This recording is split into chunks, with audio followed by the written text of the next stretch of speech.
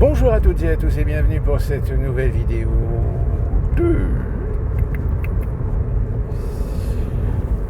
Aujourd'hui, vous l'avez sans doute vu, lu, entendu, ça y est, on va pouvoir enfin ouvrir un procès sur Donald Trump en lien avec les événements du 20 janvier, le fameux coup d'État, comme certains le disent, et dont les médias d'ailleurs ont copié irrémédiablement cette sémantique, en effet, concernant cet événement. Alors, remettons un petit peu de contexte sur les choses. Souvenez-vous, élection 2020, nous avons Donald Trump qui est le président sortant, Joe Biden qui est le élu de primaire. Donc, enjeu considérable. On espère que les Américains vont voter beaucoup plus massivement contre Donald Trump en votant Joe Biden, exactement le même procédé qui a été utilisé en France pour faire élire Macron.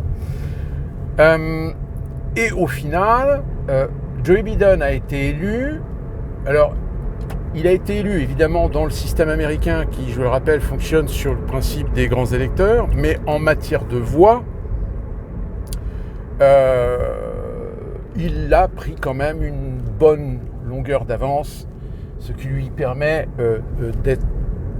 d'avoir une certaine légitimité dans sa position de président.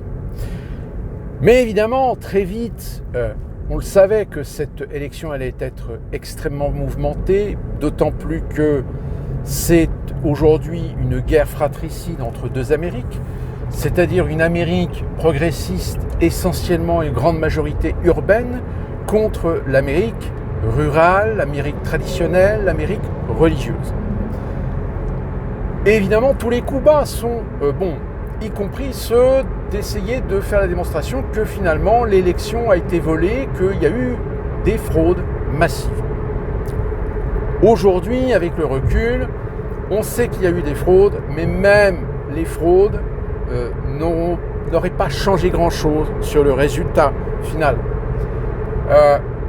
La société Dominion a réussi à gagner son procès pour diffamation contre Donald Trump, je crois contre les républicains d'une manière générale. Mais ce n'est pas le sujet. Parce qu'aujourd'hui, évidemment, la situation politique, le paysage politique américain, comme je vous l'avais déjà expliqué dans les précédentes vidéos, est au fond du trou.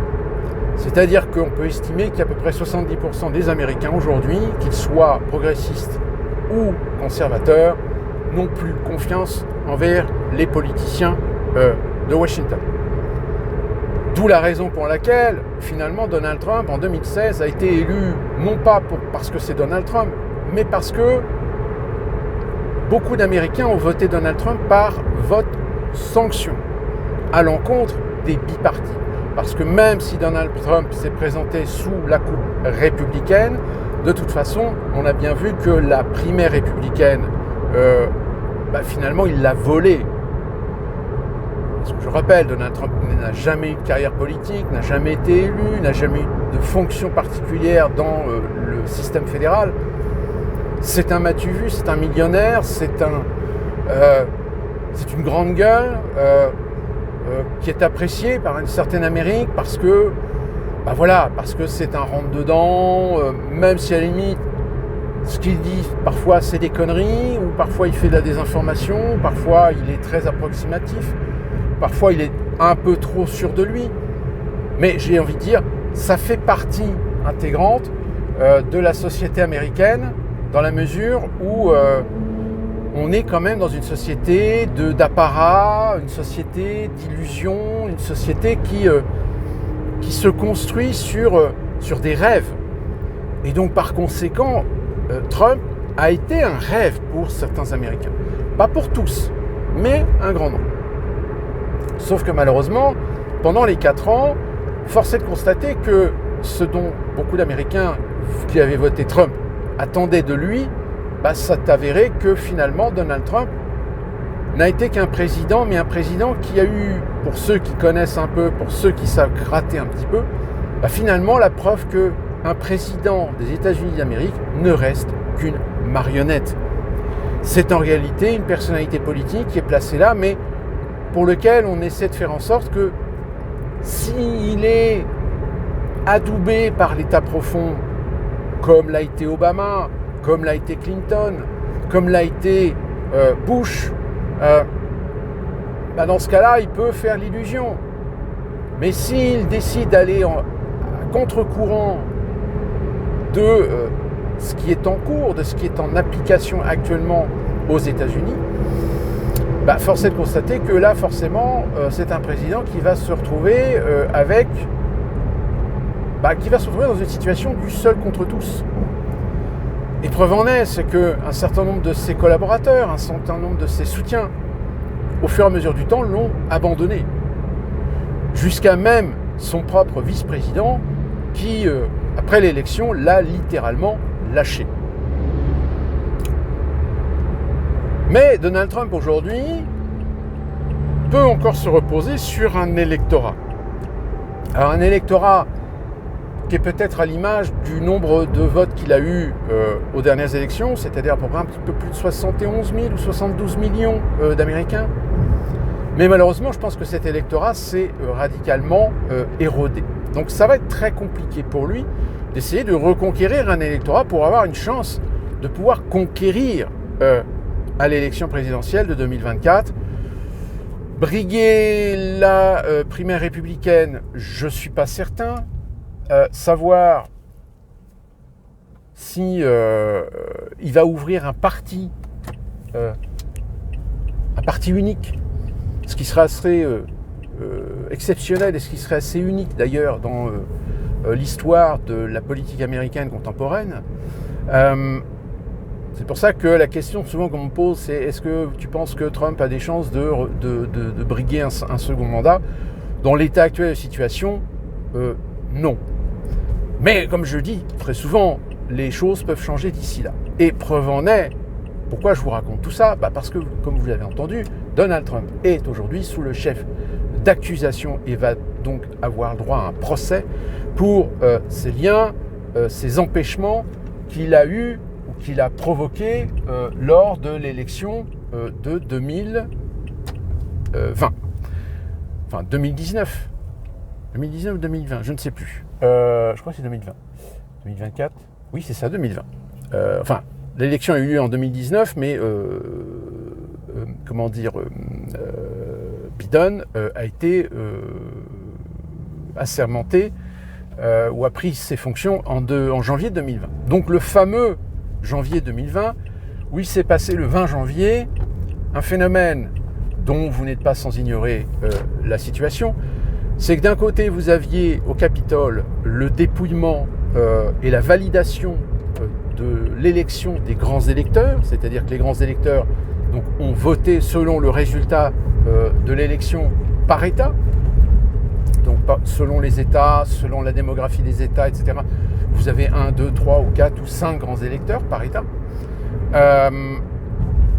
Et au même moment, il y avait une manifestation qui était organisée en soutien du président sortant. Sauf que cette manifestation, on a essayé d'empêcher des gens d'y accéder.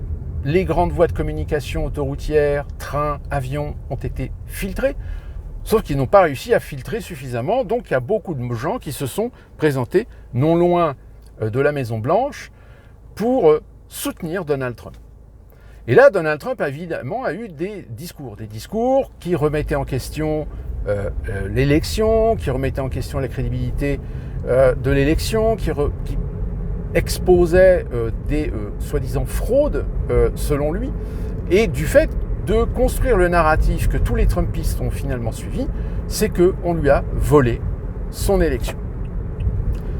Sauf que le problème, c'est que, comme je vous l'ai dit, Donald Trump, c'est un milliardaire, c'est un m'as-tu vu, c'est quelqu'un qui n'hésite pas des fois à dire des conneries, Sauf que quand il est président des États-Unis d'Amérique et qu'il sait qu'il a quand même un électorat qui le suit presque aveuglément, c'est le genre de propos qui évidemment est dangereux et ce genre de propos qui est inacceptable, surtout de la part d'un président des États-Unis d'Amérique.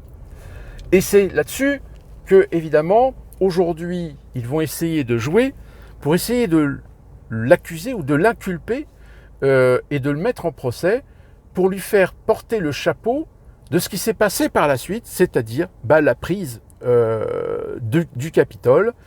Je rappelle qu'il est une prise faite par des gens déresponsabilisés, des gens immatures, des gens un peu débiles, qui n'étaient pas du tout organisés, mais qui ont réussi à faire leur coup parce qu'au sein même des policiers qui étaient en place sur le Capitole, donc le département du Capitole, il y a eu malheureusement un dysfonctionnement, il y a eu des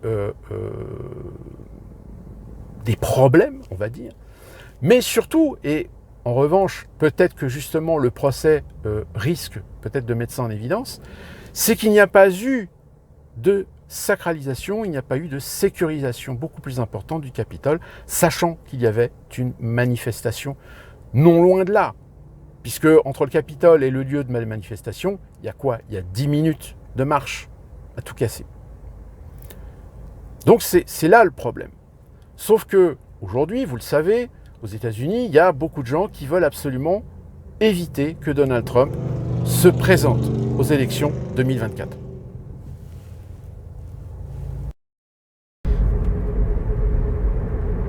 Puisqu'évidemment, c'est dans cette optique que depuis maintenant qu'il a quitté la Maison-Blanche, que évidemment Joe Biden n'est pas du tout à la hauteur de ce qu'on attend d'un président des États-Unis d'Amérique, donc ce qui fait que les démocrates savent pertinemment qu'en 2024, le risque qu'ils perdent la Maison-Blanche est énorme. Et qui plus est, énorme si jamais Donald Trump revenait en lice. Donc il faut tout faire pour le discréditer, il faut tout faire pour qu'il ne puisse pas être candidat. On l'a vu, l'affaire de la Margot, les fameux dossiers classifiés, déclassifiés, ils étaient déclassifiés, il les a classifiés, il les a désaclassifiés. Enfin, pour au final, on a eu un rapport, alors là par contre, tous les médias, même en France, silence radio, ont révélé qu'en réalité, il n'y avait pas suffisamment d'éléments probants pour faire un procès. Que les dossiers qu'il avait, c'était en effet des dossiers qu'il avait lui-même déclassifiés et qu'il n'était pas fautif de ne pas respecter la tradition que tous les dossiers d'une présidence devaient aller directement aux archives nationales. Si un président veut garder un certain nombre de dossiers, logiquement, il en a parfaitement le droit. Mais, comme je vous le dis, parce que c'est la tradition, parce que ceci, parce que cela, eh bien, on a cru que c'était une infraction. Alors que non, en fait, il n'y a pas d'infraction réelle. C'est une sorte de commodité pour archiver toute la présidence d'un président dans ses actions, dans ses suivis de dossiers, etc. Mais, en réalité, il n'y a pas l'obligation de tout y mettre. Et preuve en est, c'est que même Barack Obama, lorsqu'il a voulu récupérer un certain nombre d'archives pour pouvoir écrire son livre, écrire ses mémoires, il s'est rendu compte qu'il aurait mieux fait de les garder parce que c'est tout un pataquès. C'est-à-dire qu'il a mis presque plusieurs mois avant de pouvoir enfin avoir le droit d'accéder à des dossiers qui pourtant lui appartiennent. Et puis, il y a quand même un détail qui est quand même assez flagrant. C'est que le juge Chutkan, qui va donc être à la tête du procès, qui va mettre Donald Trump en accusation, il se trouve que comme par hasard, c'est une juge qui a été nommée par Barack Obama en 2013 et qui en plus a été nommée à une fonction qui a été créée pour elle. Alors je crois qu'elle est juge du tribunal du district des États-Unis pour le district de Columbia. Le district de Columbia, c'est le petit carré, enfin l'ex-petit carré où se trouve la capitale Washington. Je Je dis ex-petit carré, puisque si ce petit carré existait lors de la création de Washington, il se trouve que la partie en Virginie, c'est Virginie, je ne sais plus, enfin, la partie qui se trouve de l'autre côté du Potomac, eh bien finalement n'a jamais été réintégrée au carré du district de Columbia après la guerre de sécession. L'État a finalement récupéré ces terres-là et ne les a jamais restituées à l'ex, tout du moins à ce qui avait été défini, le fameux carré du district de Columbia. Voilà pour la petite histoire géographique et administrative. Donc cette juge, très clairement, en plus c'est une femme de couleur, elle a quand même une lourde responsabilité. Elle a une lourde responsabilité, pourquoi ? Parce que charge à elle de réussir là où les autres avant ont échoué. Les autres ont échoué à mettre Trump derrière les barreaux peut-être, ou mettre Trump dans une situation inconfortable de telle manière à ce qu'il ne puisse pas se présenter en 2024. Donc repose sur ses épaules l'importance de réussir le coup, d'avoir tous les éléments à charge sur Donald Trump pour finalement, peut-être qu'il n'ira pas en prison, hein, parce que, mais au moins, le rendre presque inéligible. Le seul problème, c'est que quand on commence à gratter un petit peu, on se rend compte qu'il y a très peu d'articles, il y a très peu de journalistes qui nous expliquent en détail ce qui peut éventuellement être dans les dossiers à charge de Donald Trump. C'est-à-dire que on est quand même dans le doute de se dire que là, peut-être qu'ils vont tenter un procès, mais qu'ils vont peut-être tenter de faire durer le procès de telle manière à ce que tant que Donald Trump est devant la justice, on va retarder l'échéance de lui permettre de pouvoir se représenter aux élections présidentielles. Parce qu'évidemment, aux États-Unis, vous savez, on ne va pas laisser aller un président, enfin un candidat à la présidentielle qui est devant un tribunal fédéral, qui plus est pour des charges d'avoir plus ou moins tenté d'utiliser des gens pour faire un coup d'État, d'avoir incité à un coup d'État, etc. Alors que, il y a des commissions qui ont déjà récolté des témoignages, etc. Et il s'est avéré qu'au bout d'un moment, ils ont laissé tomber. Pourquoi ? Parce qu'il n'y avait aucun discours, il n'y avait aucune phrase, aucun mot qui pouvait incriminer de façon indiscutable Donald Trump comme étant celui qui a tout provoqué, celui qui ouvertement a dit « Allons-y, allons reprendre le Capitole ». Non. Il a eu un propos que n'importe quel autre politicien a pu utiliser en disant « c'est notre rôle de sauver la démocratie, de sauver notre pays, donc de reprendre les rênes de notre pays ». Mais est-ce que ce propos a été traduit comme étant la preuve que Donald Trump est à l'origine de motiver ses ouailles à aller attaquer le Capitole ? Ben non, ça ne fonctionne pas. Donc là, évidemment, on ne sait pas trop quels sont les éléments, quels sont les dossiers, les contenus des dossiers, sur quoi ils vont attaquer Donald Trump pour essayer de l'incriminer, pour essayer de valider la légitimité même du procès. Ou sinon, ça va être du blablabla, ça va être, si ça se trouve, de la sémantique. Allez savoir. Ça risque d'être compliqué. Ça risque d'autant plus d'être compliqué, c'est que lorsque le procès va commencer, qu'on va commencer à avoir des témoignages, qu'on va commencer à avoir les éléments à charge qui vont être obligatoirement sortis. Si jamais on se rend compte que finalement c'est de l'esbrouffe, si encore on se constate que ça tient pas debout, que c'est que des paroles de gens qu'on peut très rapidement faire tomber, qui sont pas crédibles, qui tiennent pas debout. Que c'est de la transcription, que c'est de la traduction, mais la traduction facile, usuelle. Si jamais ce procès finalement mène nulle part, et que la défense détruit tous les éléments à charge, et que finalement cette juge va se retrouver dans une situation où elle va être obligée de proclamer un non-lieu parce qu'il n'y a pas suffisamment de preuves, c'est pas suffisamment tangible, ou alors, comme je vous dis, essayer de faire traîner le procès jusqu'à l'échéance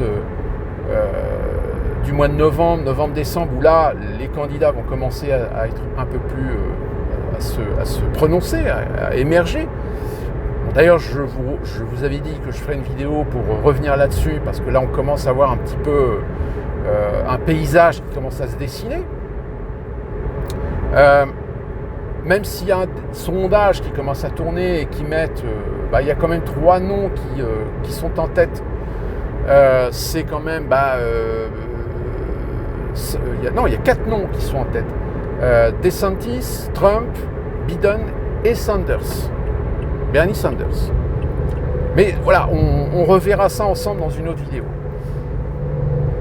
Si jamais, en effet, ce procès finalement fait pchit, ça va renforcer encore plus Donald Trump. Et même pire, même s'il est condamné, même s'il réussit à le mettre en tôle, ça va en faire un martyr.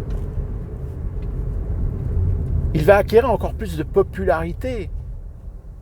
Et je rappelle, Donald Trump possède un électorat, mais qui est très minoritaire. Mais en réalité, Donald Trump est un symptôme. C'est-à-dire que des Américains ont voté pour lui.